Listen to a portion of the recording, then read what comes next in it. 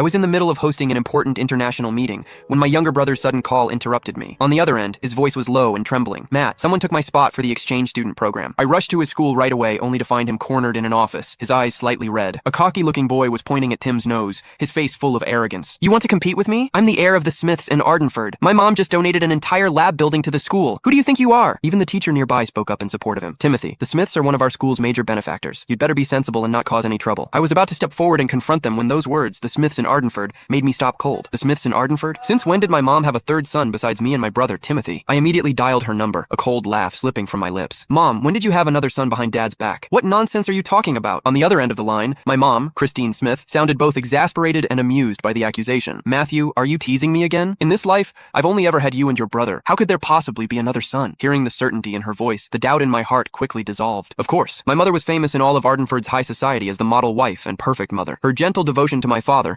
Elias Mace, had remained unchanged for years. She was the woman every other rich wife was compared to. In our circle, scandals about women having affairs or keeping toy boys weren't uncommon, but everyone agreed on one thing. My mom would never be one of them. It better be that way, I said coldly, hanging up. Then, I looked up at the arrogant kid in front of me. He was dressed head to toe in flashy designer brands, his accessories piled on carelessly, exuding the cheap gaudiness of a nouveau riche brat. Suppressing my anger, I asked evenly, you just said you're the heir of the Smith family? Oh, another one? What now? Calling him back up, he sneered, crossing his arms. Yeah, that's right. I'm Roger Smith, heir of the Smith family in Ardenford. Got a problem with that? Oh, I get it, he scoffed again. You two are trying to cozy up to my family, huh? Too late for that. Tell me, besides our family, are there any other Smiths even worth mentioning? What a pair of country bumpkins. Then, he turned back to my brother, his voice dripping with malice. Timothy, so what if you've got good grades? So what if you spent a year working hard? With a single word, my mom can make everything you've done count for nothing. My brother Timothy lowered his head even further, his fists clenched so tightly his knuckles turned white. Seeing him endure it in silence, I understood instantly. This Smith kid had probably been bullying my brother for a while now. My father had always disliked ostentation and wanted us to stand on our own abilities. So Tim and I kept a low profile outside, never revealing our background. Tim was quiet and focused only on his studies, but people like Roger had mistaken his humility for a weakness and took advantage of that. I gently pulled him behind me